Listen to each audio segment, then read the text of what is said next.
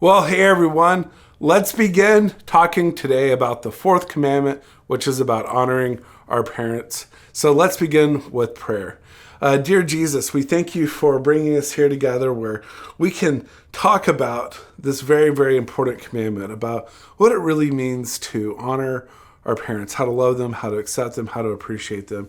So God, we pray that as we dive into this, that you open up our hearts and our minds to receive you. And all this we pray, amen. All right, so we are in this series on the 10 Commandments, and yes, there are 10. Now, these are something that God himself gave Moses to give to the people, to Israel, to give to us. It applies to all people of all time. It is different than maybe some other laws in the Old Testament that are written just for God's people, just at that time. This is a universal law. It applies to all people of all time, of all cultures. It doesn't matter if it was 5,000 years ago or 10,000 years ago from today. This is a universal law spanning, it applies to everyone of all time. Now, the 10 Commandments, though, if you remember when we talked about them, how it's really broken up into two different tablets. And so the first tablet is going to be all about directly our relationship with God. So the first three commandments, we have no other God, so to put God first, right? We are to honor his name, and we're to keep it holy. And then we're also to honor the Sabbath day and keep it holy. So all of these three things, putting God first in our lives, revering his name, not misusing it, honoring the Sabbath, worshiping him on a regular weekly basis, all three of those have a direct relationship between us and God as a vertical way. Now, the remaining 7 commandments that we're going to get to starting today it's going to be a horizontal plane, so to speak, where we're going to be looking at the people around us, the relationships with our neighbors, relationships with parents, people in our lives, school teachers, our friends, the people across the world that we can associate with on Instagram, Snapchat, YouTube, and so forth. All of this has to do with how we treat other people. And yes, of course, it has everything to do with our relationship with God, but as well, it focuses really on how we relate to others. So we get into this here. The fourth commandment, which is simply this. The fourth commandment is to honor your father and your mother. To honor your father and your mother. You know, I got to tell you that that certainly, as a child, I was certainly not perfect at this. And my guess is neither were you. This is something that because we all have this sinful nature, we all have this tendency to want to disrespect, to disobey, to dishonor our parents, and as well as other authority figures in our lives. That could be, well, people such as myself, right? Like a youth leader. It could be a teacher. It could be a coach. Anyone really in our government, especially those who have authority in our lives. This applies to that as well. So it's not just about mom and pa, all right? It is about that, but it's also about this broader issue of anyone who has authority in our lives. And I got to tell you that as well, this is something that I've been imperfect in. I'm sure you have as well. And as well, it's something that even as, it's not just for children. Because yes, children have parents, but also as we grow older, your parents are going to grow older too, and they're going to develop more gray hairs, and eventually so are you. I cannot believe it. I've got a little bit of gray hairs on my side right now, but I still have parents, and so really this applies to me as well as an adult to honor my parents even as we grow old together, right? And so really this is not just about children. This is about all of us at any stage of life, especially whenever we think about how it relates to those in authority. All right, so let's get right into it. Why did God give us this commandment? And the answer is actually very simple, and it's because there are no perfect parents. There are no perfect parents. If there were perfect parents, then it would be easy. We would all honor our parents, and as well, it would just be something that we just do naturally. But part of it is because we all have sin in our lives. Because of that, parents are not perfect. And because of that, us as children or people who are under the authority of parents or other authorities in our life, again, teachers, government, and so forth, we all have this innate desire to want to rebel and to reject and to dishonor and disobey our parents and authorities in our lives. But if they were absolutely perfect, then I got to tell you, it would really not even be needed to have this commandment, because it would be something that we all do. Now, I say this in part just to say this, that, hey, if you're a parent who's listening to this, then, hey, give yourself a little bit of a break because no matter how hard you try, you can never really be perfect. The only one who is perfect, of course, is Jesus himself. And then as well to say this, that if you're a middle schooler or high schooler or your child listening to this, give your parents a break sometimes, all right? They're not going to be perfect. There's going to be times when they mess up. And as well, if they're trying to follow Jesus and they stumble and they fall, then that's just the Christian walk. That's just the Christian life. Now, if they really do something inappropriate, if they're harming or abusing you, then certainly, then you need to come see me, or you need to come see a pastor or a teacher, or adult figure in your life. But that's really not what I'm talking about here today. What I'm really talking about is that we all have this innate desire to rebel against our parents, and our parents as well, no matter how hard they try, are not going to be perfect. So the reason why God gives us this commandment is because it is to teach us to do something unnatural. You know, you're going to have friends who are going to brag about how much they dishonor their parents, how much they disobey their parents, how they did something contrary to what their parents taught them to do, and they're going to brag about it. Like they're not only going to not be ashamed about it, but they're going to talk openly about it and proud that they did it. And that is Satan, and that is our sinful desires. And God instead calls us to go against that and to do something unnatural, to honor our parents, even though that they are not perfect. And so there's a few different ways to do this at different stages in your life. And it's going to change as you get older. Now, you're always going to be called to honor your parents. And that's the word that the Bible uses. The Bible uses the word honor. Notice God could have said, obey your parents. He could have, but he didn't. He said, honor your parents. And why? Why is that? Because honoring your parents looks different at each stage of life. So whenever you're a child, it's going to look one way. Whenever you become a young adult, it's going to be another way. Whenever you are like myself, where you have a few gray hairs on your head, all right, and you have parents who are living, then that's going to look different as well. So let's look at this first one here. As a child, I honor my parents by obeying and respecting them. Obeying and respecting them. In fact, Ephesians 6:1, it says this, it says, children, obey your parents in the Lord, for this is right. This is right. And so, as a child, whenever your parents ask you to do something, do it, okay? Absolutely. If they ask you to clean your room, guess what? It's not really an option. Now, I know. You don't want to. I get it. There's times when I don't want to clean my room, as an adult even. There's times when I'd rather go hang out with my friends than to do homework or what my parents are asking me to do. But guess what? What God calls us as a child, what God is calling us to do, this is how you honor your parents, is to respect them, to obey them. Not slam the door, all right? Not cuss at them, especially. Not say mean things about them, either to their face or behind their back. Not that my parents are the worst parents in the world. They're so mean to me. They make me do my homework. Oh, the worst parents ever, by the way. Just as a side note, you would actually be a bad parent if you said, hey, child, don't do your homework. Child, you don't have to clean your room. Yeah, grow up, be a slob. Hey, grow up disrespecting your teachers. You know the people who grow up never doing any responsibility in their life, you know where they end up? They end up either on the street or in jail. So actually, as weird as this sounds, your parents are actually doing a good job parenting you if they actually make you clean your room, actually do your homework, actually show up at school, all right? Actually show up at church, all right? That's actually a good parent.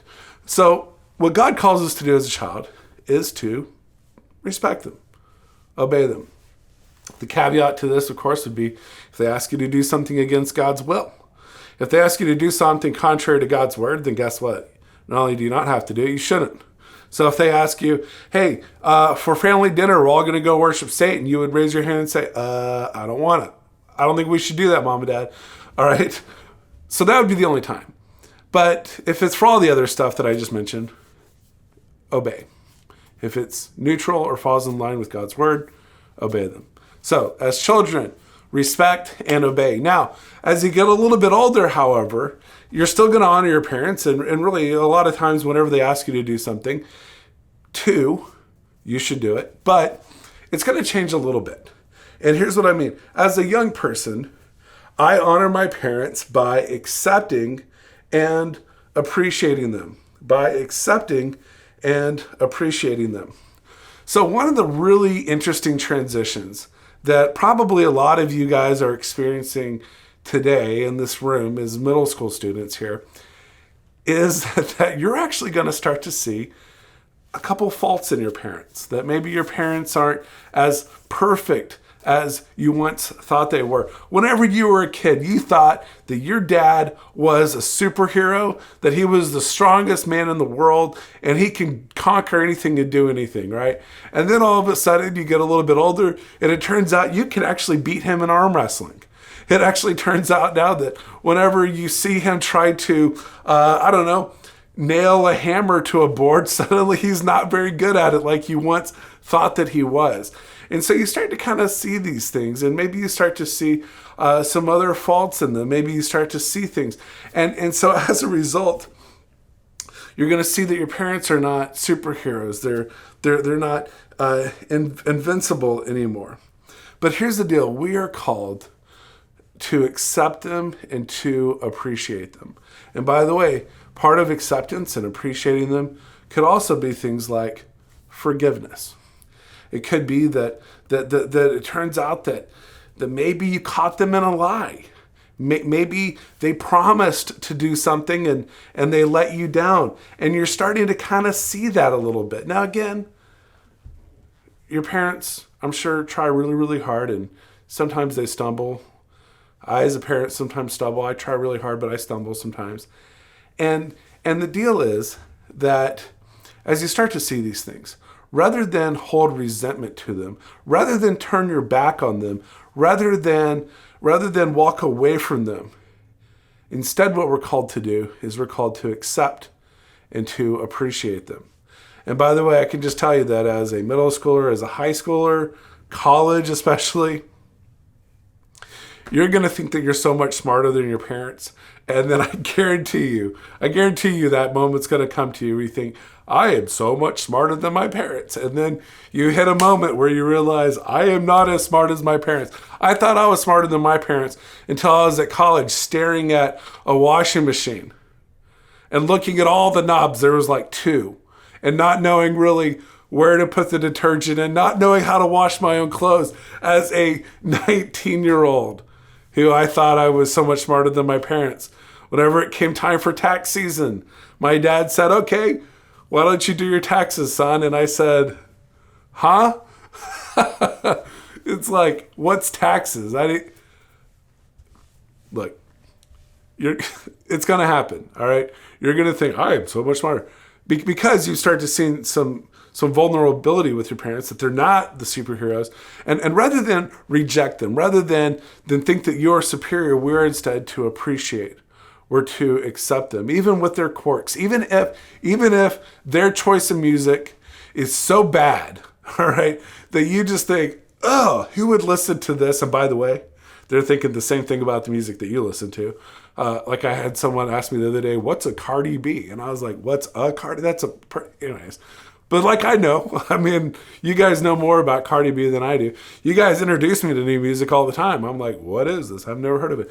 But here's the deal. Even if your parents are super uncool, all right, even if all that, we are still called to accept them, called to appreciate them, not talk bad about them to our friends. Oh my gosh, how easy is it to get dropped off at school or to go out with friends at a movie, and all you got to do is just to rag on your parents. Oh, my mom is the worst. Oh, my dad, you won't believe what he did the other day.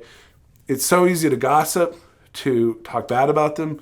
We are to honor them, even if we're starting to see that their music is not very cool, all right? We are still called to honor them, and that's through accepting and through appreciating them. All right, so then we get into this last one here. And as an adult, I honor my parents by affirming and not abandoning them. By affirming and not abandoning them. 1 Timothy says this. It says, "But if a widow has children or grandchildren, let them first learn to show godliness to their own household and to make some return to their parents, for this is pleasing in the sight of God." So what this passage is talking about here, this passage is talking about if we had a widow. Now, a widow, if you're wondering what that is, a widow is in this case now, it would be a woman who lost her husband, all right?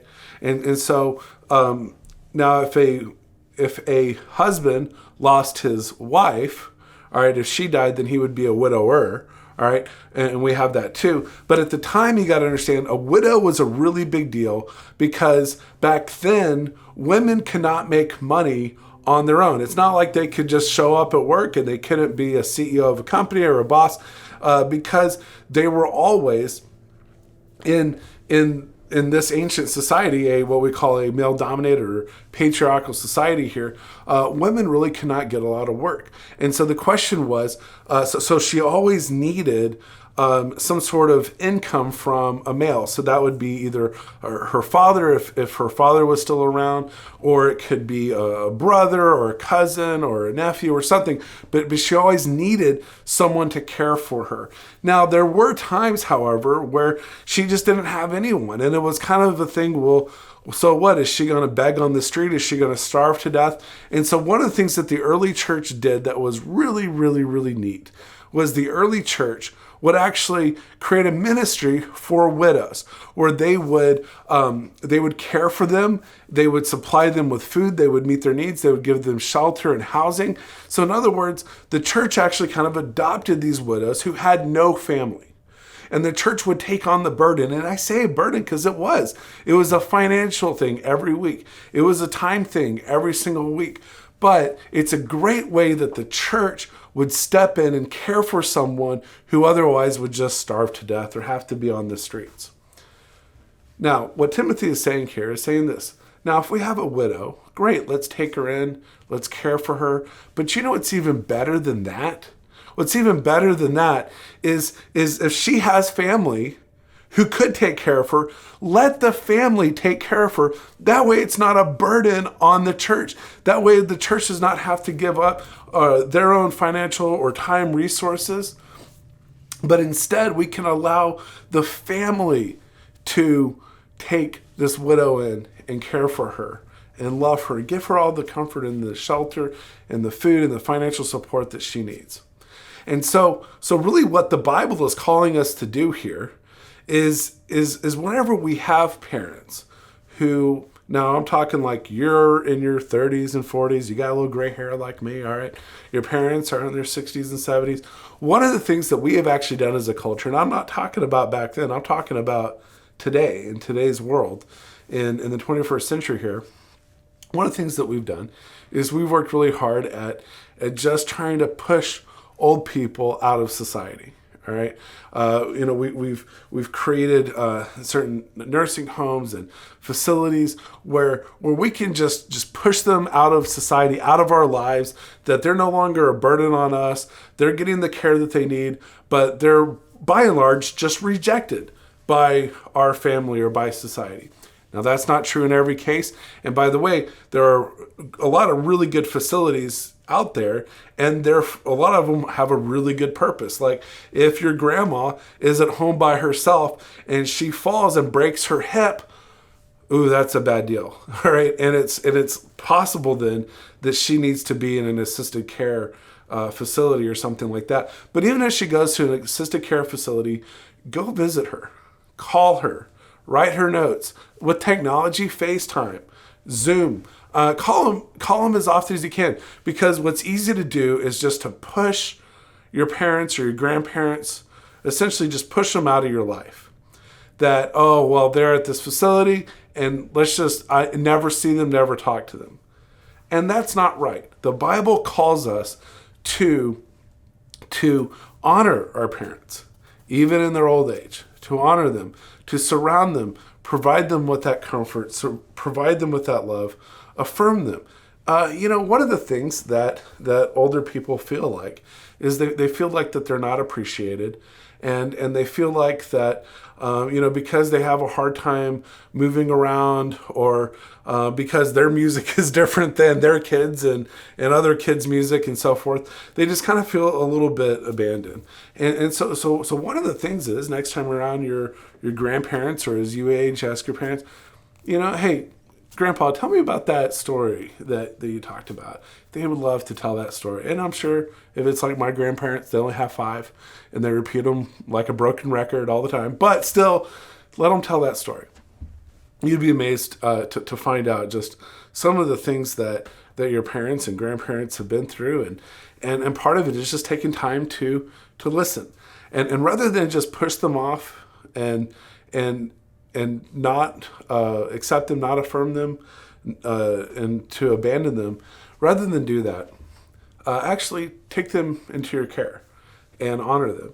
And so really, whenever we talk about this area of honoring our mother and our father, honoring our parents, it is so much of obedience. And that's especially true as a child and as a young person.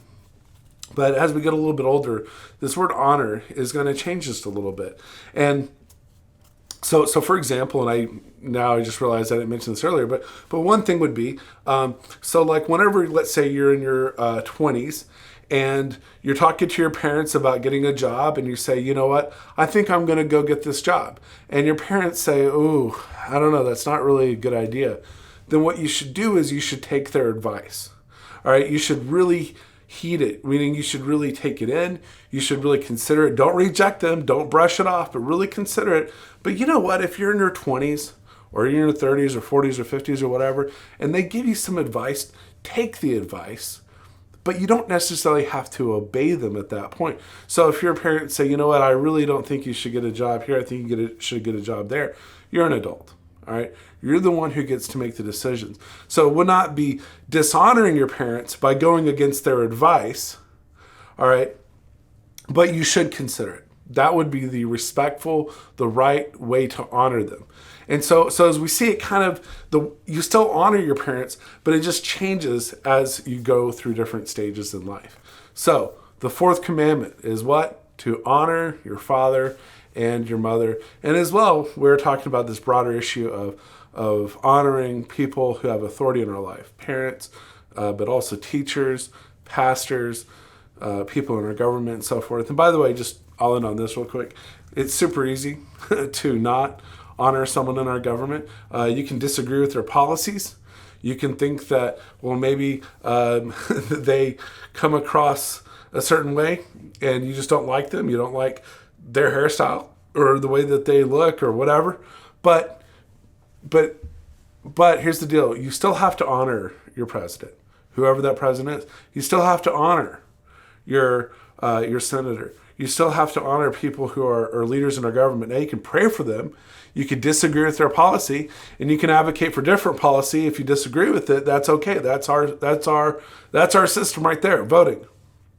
But it is wrong to dishonor, to discredit, to call names, to make fun of, to gossip about political leaders. As a Christian, it's just wrong. People do it, but it's wrong. And so I'll close with that here. Honor your father and mother. Thanks for joining us today.